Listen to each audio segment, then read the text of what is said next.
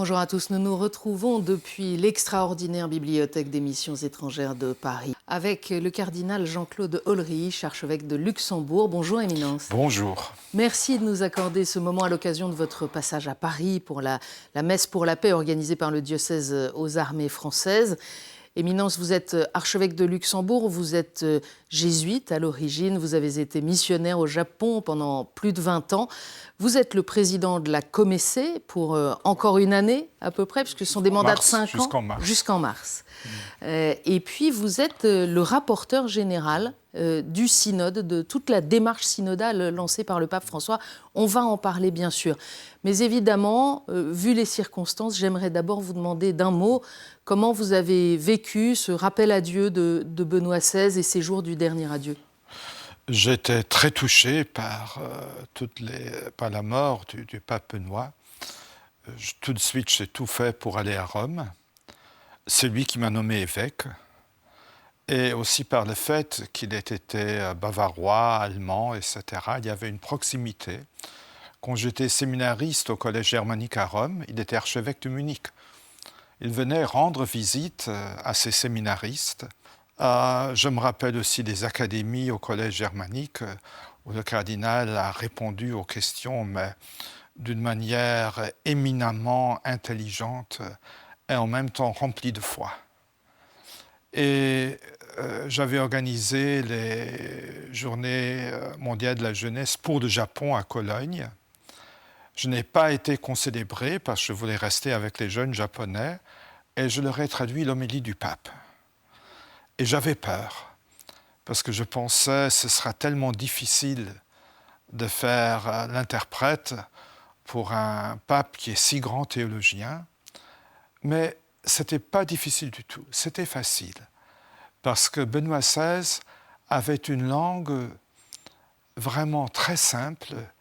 Ce n'est pas la simplicité de quelqu'un qui n'ose pas penser, mais la simplicité d'un homme qui a beaucoup pensé et qui réussit alors à dire le fruit de sa recherche, de sa pensée, de sa prière, dans des mots extrêmement simples.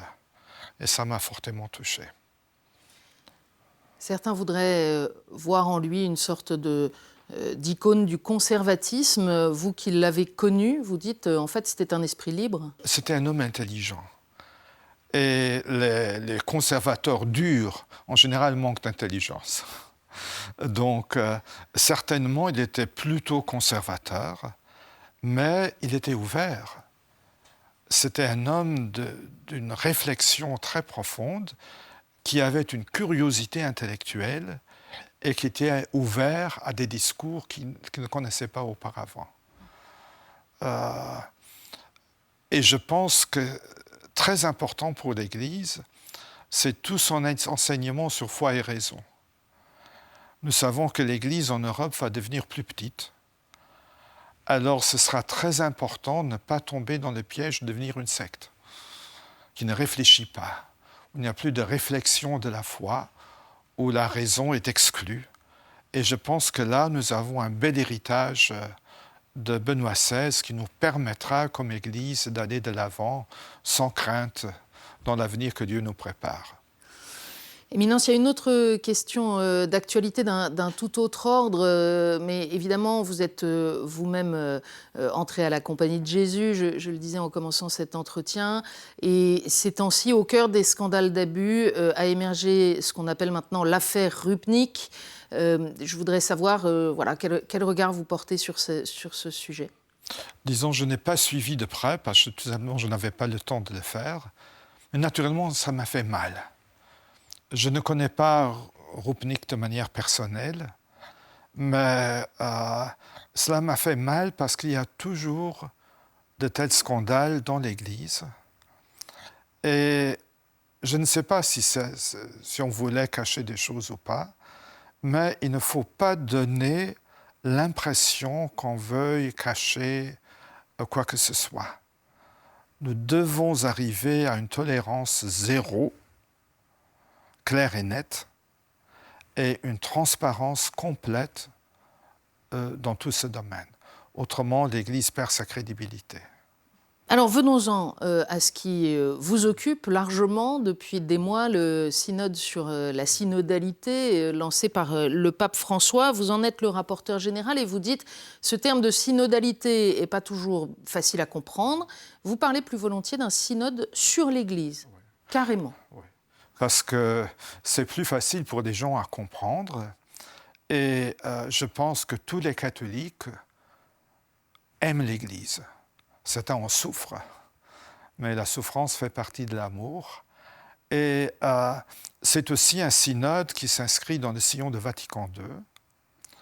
Nous avons eu au concile tout d'abord le rôle des évêques qui a été valorisé. En fait, ce que le concile de Vatican I aurait voulu faire et n'a pas pu le faire à cause des événements politiques, a été fait par Vatican II, la collégialité des évêques. Et c'est Paul VI, en établissant le synode des évêques, qui a donné une structure à cette collégialité épiscopale. Il y a aussi dans Lumen Gentium tout l'enseignement sur le peuple de Dieu, le temple de l'Esprit Saint, et tout laïc qui est prêtre, naturellement pas le sacerdoce ministériel, par son baptême, et on n'a pas beaucoup développé. Et je pense que la manière des synodes du pape François est une manière d'intégrer cette doctrine du Concile Vatican II. Voilà pourquoi le pape a aussi changé dans Predicate Evangelium le nom du secrétariat. C'est plus le secrétariat pour le synode des évêques, mais le secrétariat du synode, tout court. Ce qui ne veut pas dire qu'en 23-24, il n'y aura pas de synode des évêques. Cette démarche, est-ce que c'est une façon finalement, une ambition comme celle d'un concile, mais adaptée au temps moderne, un concile en marche? Oui, c'est moins qu'un concile quand même, mais ça va dans le même sens, parce que tout d'abord, c'est l'écoute. Le pasteur doit écouter les fidèles. En fait, c'est essentiel, tout le monde le dirait, mais quand même, on ne l'a pas toujours fait. Non? C'était une église où on disait, nous savons, nous connaissons la vérité et nous la proclamons aux autres. Non? Et on oublie qu'il y a aussi un sens des fidèles, un sens de la foi, et qu'il faut aussi consulter les fidèles, qu'il faut écouter. On ne peut pas être un bon pasteur sans l'écoute.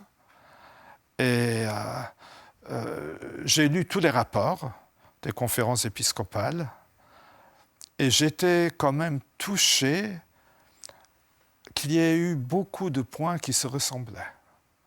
Ce sont les mêmes points qui émergent formulés de manière différente à cause aussi de la différence de culture, etc. Je prends l'exemple de la place des femmes dans l'Église. Tout le monde, tout le peuple de Dieu dit que les femmes doivent avoir une place plus importante dans l'Église. Je suis tout à fait d'accord. Alors, ce n'est pas la même chose que de demander le sacerdoce ou le diaconat des femmes. Parce que ça, là, on arrive pour le diaconat à la moitié à peu près, certaines églises. Pour le sacerdoce, ce ne sont que quelques conférences épiscopales. Et dans un synode, ce n'est pas une démocratie. Donc, il n'y a pas un vote majoritaire qui détermine. Il faut un certain consensus. C'est ça peut-être qui est difficile à comprendre aujourd'hui. C'est au fond, avec ce synode, est-ce que l'Église n'est pas en train de lancer une grande consultation pour savoir ce qu'elle devrait faire pour être conforme aux attentes du moment en votant les résolutions majoritaires? On ne va pas le faire. On ne peut pas gouverner l'Église avec des majorités et des minorités. Il faut que nous nous mettions à l'écoute de l'Esprit Saint. L'Esprit Saint qui parle à travers le peuple de Dieu, l'Esprit Saint qui parle à travers les Écritures, mais aussi l'Esprit Saint, ce sont des évêques qui doivent parfaire le discernement, commencer par la base de l'Église. Donc c'est tout un processus. Je pense que les pasteurs ne pourront pas maintenant venir avec des choses complètement différentes de ce que les gens ont dit, mais ça ne veut pas dire qu'on doit maintenant... c'est un programme qu'on a où on doit mettre tout point en pratique. Parce que quand vous dites que l'Église n'a pas toujours assez écouté, en même temps, dans sa mission, il y a le fait d'être enseignante. On a une vision de l'enseignant comme celui qui transmet quelque chose. Oui. Mais pour pouvoir enseigner, je dois écouter. Je pense que c'est justement lié à un enseignement de l'Église. Autrement, notre enseignement devient quelque chose que les gens ne comprennent plus. Et il faut s'occuper du monde des jeunes. Hein. Nous sommes dans une transformation culturelle, je dirais même un changement de civilisation. On va y venir tout à l'heure. Pour rester dans le processus, peut-être pour ceux qui ne suivent pas au jour le jour, nous arrivons donc au moment où les conférences épiscopales vont se réunir par continent, enfin leurs délégués du moins. Pas les conférences épiscopales. Hein. Il y aura des assemblées ecclésiales continentales, donc composées par évêques, prêtres, laïcs, religieux, religieuses, j'espère des jeunes. Donc un mélange qui représente l'Église. Donc nous arrivons à cette assemblée synodale par continent, et pour l'Europe, c'est à peine au début du mois prochain, ça commence le 5 février. Si je prends le cas de l'Europe, par exemple, il y a des différences considérables dans les sensibilités à l'intérieur du continent. Qu'on pense à la Hongrie ou à l'Allemagne, on imagine que ça va quand même être très difficile de trouver ce consensus dont vous parlez. Ça va être difficile. Voilà pourquoi c'est tellement important qu'on se rencontre. Parce que nous sommes quand même tous catholiques et on ne peut pas imaginer une église qui se compose d'églises nationales où les églises nationales ne sont plus en dialogue, ne se comprennent plus. Donc je pense que pour l'Europe, ce sera un très long chemin en fait. Mais il faut venir à une écoute entre églises, parce que ce n'est pas seulement une différence des évêques, c'est aussi une différence sur le plan des laïcs, etc. Et il ne faut pas entrer dans un dialogue, par exemple, je suis de l'Europe occidentale, je sais exactement ce que l'Église doit faire et je pousse mon agenda. Non, il faut être à l'écoute de l'autre. Il faut prier. Il faut demander l'aide de l'Esprit Saint. Peut-être qu'on va arriver à une formulation, les uns disent, les autres disent, mais c'est déjà pas mal si on constate cela. Et si on le constate en paix, avec une acceptation des différences. Il y a des différences légitimes dans l'Église, il y a des différences qui sont moins légitimes aussi. Si on prend l'exemple du synode allemand qui a initié ce processus avant que Rome ne l'ouvre, il y a tout de même un certain nombre de préoccupations. Le pape lui-même a mis en garde à plusieurs reprises ce synode allemand sur des directions qui l'éloigneraient de l'Église. Et à Rome, certains parlent d'un vrai risque de schisme avec l'Église allemande. Comment vous réagissez à ça ? Tout d'abord, je ne parle jamais de schisme. J'ai parfois l'impression que ceux qui parlent de schisme voudraient l'avoir, pour des raisons politiques ecclésiales. Donc il faut tout faire pour la communion dans l'Église. Alors le chemin synodal allemand, nous parlons là de chemin, nous parlons de processus au niveau mondial, parce qu'on ne veut pas mélanger les deux démarches. Tout d'abord, vient des abus sexuels.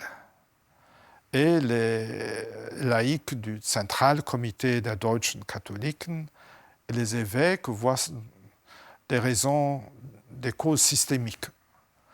Et ils veulent changer l'Église sur ce point. Alors la différence déjà avec le processus synodal, c'est qu'il n'y a pas eu de consultation du peuple de Dieu. Et c'est un point que le pape critique beaucoup. C'est une élite des laïcs avec les évêques. Ce n'est pas tout le peuple de Dieu qui agit. Je suis sûr que la plupart des gens sont d'accord, plus ou moins, avec les conséquences. Mais ce qui manque, c'est de nouveau toute la mission de l'Église. Une Église, on ne peut pas parler de l'Église sans parler de mission.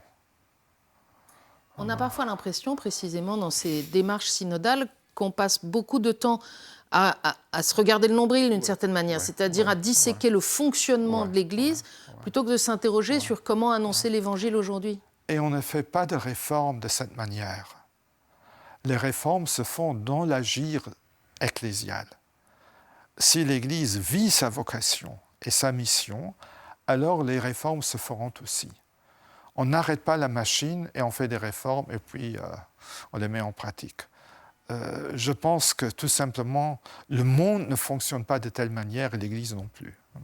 Mais alors les Allemands, vous diriez qu'ils sont en avance sur les autres ou qu'ils sont partis un peu de côté? Ils pensent qu'ils sont en avance, oui. C'est une réponse de jésuite, ça. Ils pensent aussi que le rapport que nous avons fait pour la phase continentale leur donne raison. Je vois quand même des différences. Alors précisément, si on parle de ce rapport, et qui est le produit aussi des synthèses nationales, puisque ce travail a commencé il y a longtemps, il y a tout de même des interrogations. Je pense par exemple au fait que, là encore, dans beaucoup de synthèses, on analyse beaucoup plus le fonctionnement de la boutique que la mission et le rapport au monde. Et puis, si on prend le cas de la France, mais c'est vrai dans d'autres pays d'Europe, la faible participation des jeunes, est-ce que c'est un handicap pour la constitution de cette matière? Ce n'est pas un handicap qu'on ne pourrait pas surmonter, parce qu'il y a eu aussi une participation des jeunes. Nous avons eu le synode par Internet pour les jeunes, avec, je pense, 28 000 réponses par des influenceurs, etc. Et je trouve que c'est très beau. Et cela montre une nouvelle présence missionnaire de l'Église dans le monde des jeunes.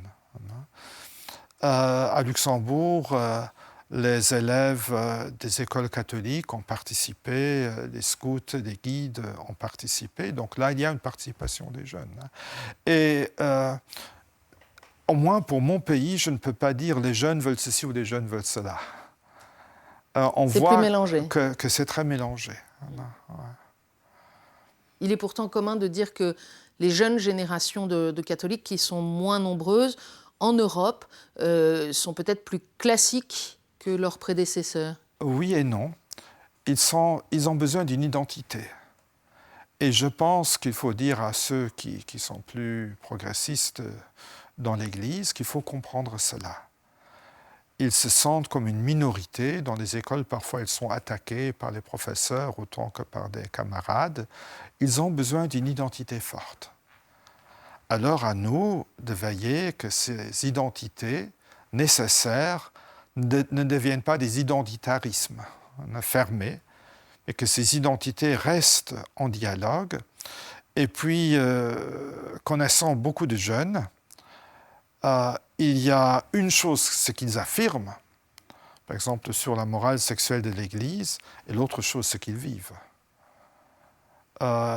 Ils sont, en fait, dans leur vie, ils partagent beaucoup plus les valeurs du monde, pour ainsi dire, que dans leurs affirmations.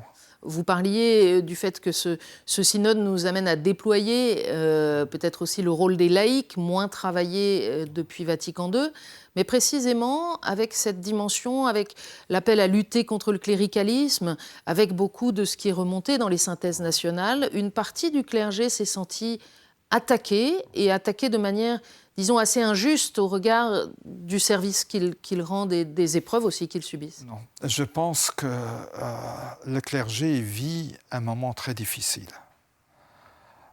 Nous avons tellement de bons curés qui ont donné toute leur vie à Dieu et à l'Église. Et les abus sexuels, voilà, tout le clergé est suspect. Je vois par exemple beaucoup de jeunes prêtres ne veulent plus faire de la pastorale des enfants ou des jeunes, parce qu'ils ont peur d'être accusés, ce qui est très dommage. Moi, je continue à le faire, parce que les jeunes ont aussi besoin d'un accompagnement. Mais je pense qu'après ce synode, il faut en venir à une réflexion théologique et pastorale sur le sacerdoce. Parce que je vois aussi des prêtres qui souffrent. Oui. Quand on dit réflexion, ça veut dire qu'il faut le changer, le faire évoluer? Peut-être, je ne sais pas. Non. Moi, je n'ai pas d'agenda. J'ai des idées naturellement, mais mes idées peuvent changer. Non. Je n'ai pas des idées fixes que je pense maintenant, voilà, c'est ça mon programme pour l'Église. Mais c'est clair qu'il faut des changements. Beaucoup de prêtres vivent en fait un sacerdoce qui, du point de vue théologique, après Vatican II, n'existe plus de telle manière. Ce qui ne veut pas dire que ce ne soit pas très beau ce qu'ils vivent, et très vrai et très sain aussi. Une de mes lectures, c'était Bernanos, une de mes lectures préférées. Ça m'a inspiré pour devenir prêtre. Non? Mais certainement, le sacerdoce dans le monde aujourd'hui ne s'accentue plus de telle manière. Donc il faut nous trouver des modèles de sacerdoce, aussi des modèles de sainteté de sacerdoce, mais il faut surtout valoriser et leur dire combien les évêques et les laïcs sont contents qu'il y ait ces bons prêtres. Voilà, là je suis très content. Et combien l'Église en a besoin. Et combien l'Église en a besoin. Et le manque de vocation fait peur dans l'Église. Parce que l'Église catholique a une structure sacramentelle et sans les prêtres, nous ne pouvons pas garder cette structure sacramentelle de l'Église. Ce serait une protestantisation par petits pas qui se ferait. Un autre sujet sur lequel vous avez déjà eu l'occasion de vous exprimer, c'est celui de l'accueil, par exemple, dans l'Église des personnes homosensibles. Mais cette réflexion pourrait s'étendre à d'autres sujets de nos époques. Vous dites, il faut changer la pratique de l'accueil, pas la doctrine. Changer la doctrine est quelque chose de très important. Naturellement, il faut toujours regarder la doctrine, comment elle s'est développée, quels sont les apports, disons, du dernier siècle, des 2 derniers siècles, quel a été l'enseignement auparavant, etc. Donc c'est beaucoup plus nuancé que la plupart des gens ne le pensent. Mais ce que les fidèles demandent dans leur réponse, c'est que l'Église doit avoir une attitude évangélique comme le Christ. Aller à la rencontre de chacun. Alors, le Christ, quand il est allé chez Zaché, il ne lui a pas donné un résumé de tous les points de sa vie qu'il devrait changer pour qu'il puisse accueillir le Christ chez lui, mais il est allé. Et c'est Zaché qui a compris qu'il va changer sa vie par l'amour qu'il a reçu de Jésus.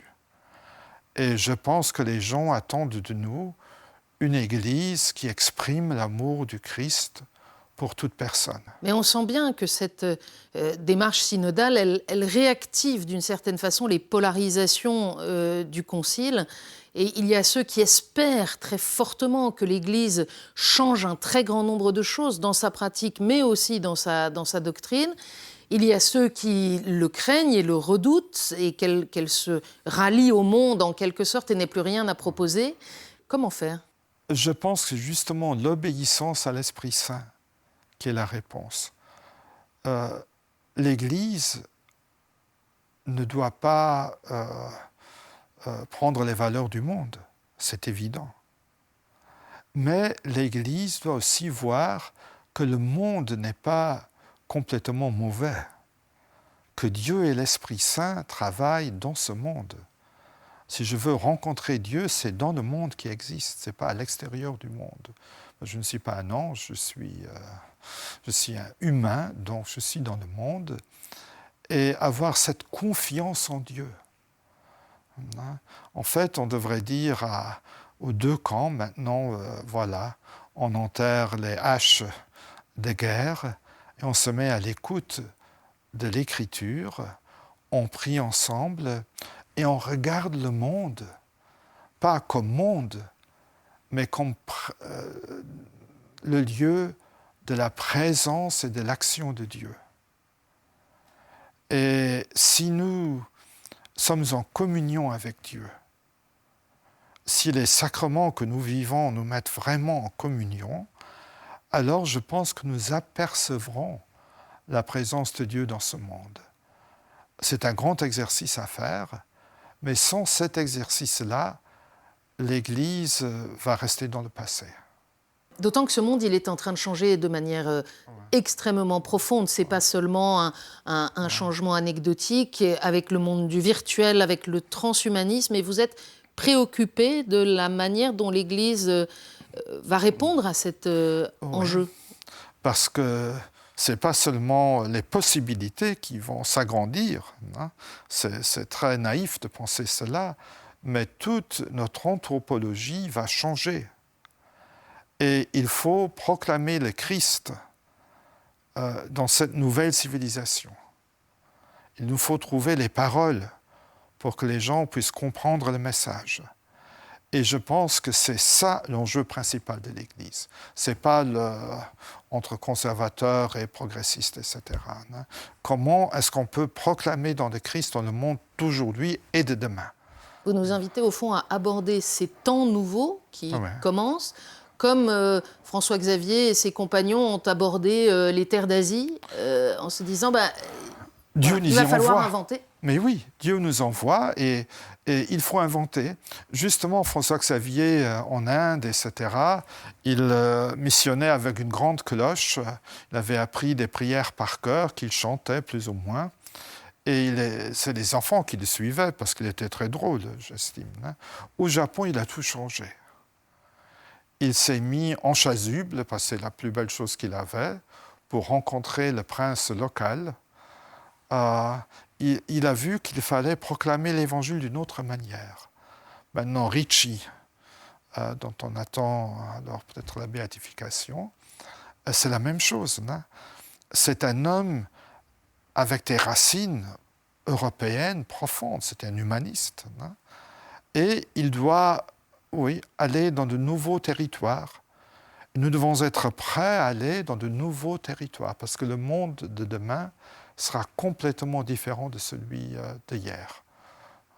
Mais nous devons le faire avec espérance, parce que nous savons, de par notre foi, que le Christ est vivant.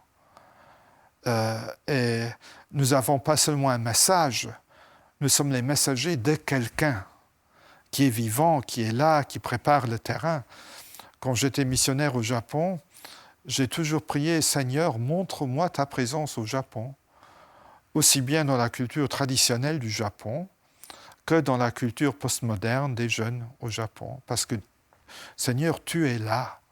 Et je peux seulement te proclamer, je peux seulement être missionnaire quand je te reconnais. Et il nous faut aller avec ce même élan dans les temps qui viennent. Merci beaucoup, Éminence, de nous avoir accordé ce moment. On continuera évidemment sur KTO à suivre les prochaines étapes synodales, à commencer par la rencontre européenne qui commence le 5 février. Merci aux missions étrangères de Paris de nous avoir accueillis ici et à très bientôt.